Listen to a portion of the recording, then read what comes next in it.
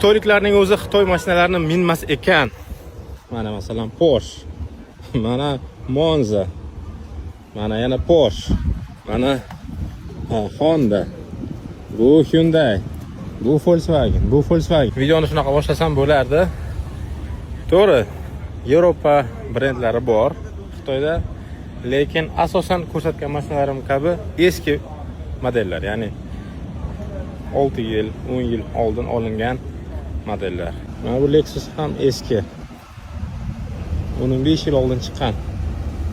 Ya'ni bu mashinalarning egalari hali almashtirishga ulgurishmagan.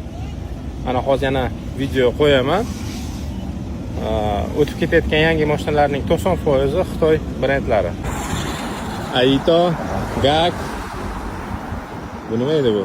Tank Xitoyniki. Bu ham Xitoyniki.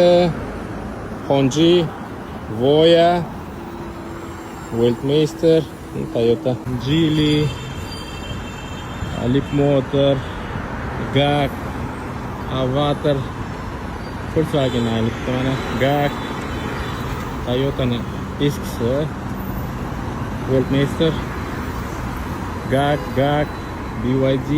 Xullas, agar hype qilmoqchi bo'lsam, mana xitoyliklar Xitoy brendlarini minmas ekan deb video olsam bo'lardi, lekin haqiqatga to'g'ri kelmayapti.